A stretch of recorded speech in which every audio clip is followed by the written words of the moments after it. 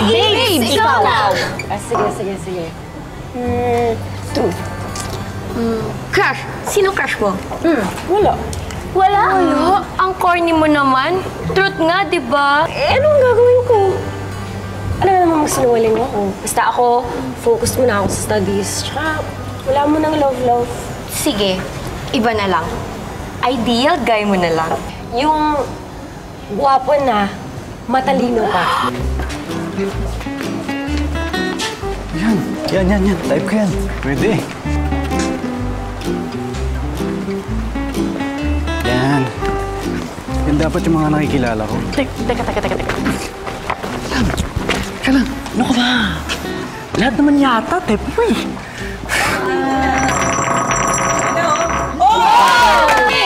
Grabe naman. O, sige. Truth ulit. Sino first love mo? Wala. Di nga. Talaga?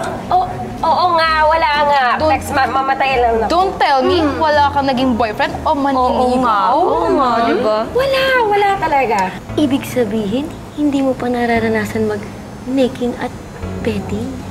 Hindi. Totoo nga ba? Oo nga. Ano akala niyo sa akin? Alam mo, ako din.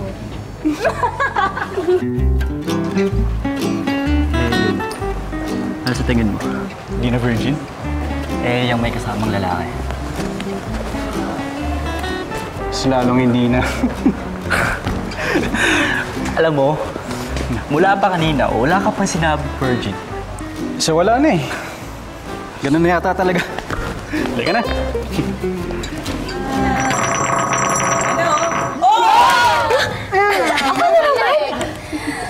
May diamond. Tingnan na natin. Talaga tomato pa. Okay. Last na to Pero make sure na sasagutin mo Ano yun? Ayun. Si Ariel. Pwede. Kung nililigawan ka niya, sasagutin mo? Oo nga. Type mo? Oo nga. Ang dali naman ang tanong mo. Siyempre hindi. Bakit naman? Talaga? Gwapo at matalino pa. Eh, heartthrob yan Una, hindi ko siya type. Pangalawa, hindi siya pasado sa requirements ko. Pangatlo, naipangako sa sarili ko na kung magkaka-boyfriend ako yung tipong first boyfriend, last boyfriend ko. Tuloy, iba ang crush ko. Iba yung mga crushes. Eh, ikaw naman? Ako, may crush ako, pero hindi rin siya. Sa ibang section. Uli na natin. Virgin pa yun? Tsaka ito ang fearless forecast. Magiging old maid yan. Tindi mo? Paano ba naman kasi? Palagi ng libro yung hawak niyan. Tapos, di pa marunong mag-ayos.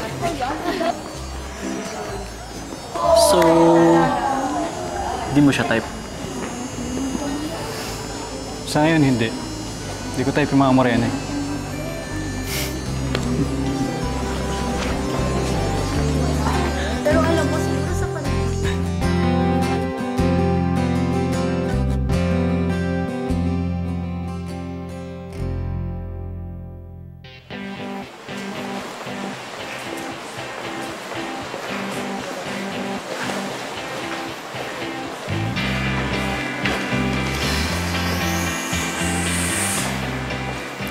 Hi, babes. Opo Tanong ka pa. Alam mo, aral ka ng aral. Baka naman sumobra na yung talino mo niyan. May exam tayo, di ba? Gusto mong kumain? Libre kita. Huwag na, may baon naman ako. O bakit hindi ka muna kumain? Ano nga bang gusto mong course? Di ba gusto mong maging... Gusto ng parents ko na maging teacher ako. Bagay talaga sa'yo maging teacher. Teka, lahat ba talaga ng gusto ng parents mo, sinusunod mo? Oo. Ikaw nga dyan eh. Paastig ka pa. Balita ko, gusto mo mag-engineering. Pero sabi ni Jerry, mag-accounting ka. Eh, good boy naman kasi ako. Uy! Uy! Anong ginagawa mo dyan! Ikaw na yun. Kung paano ta...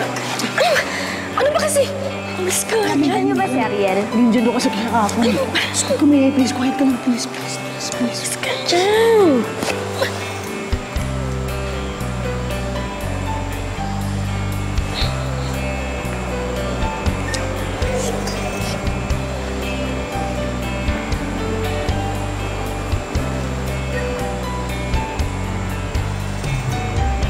Wala na.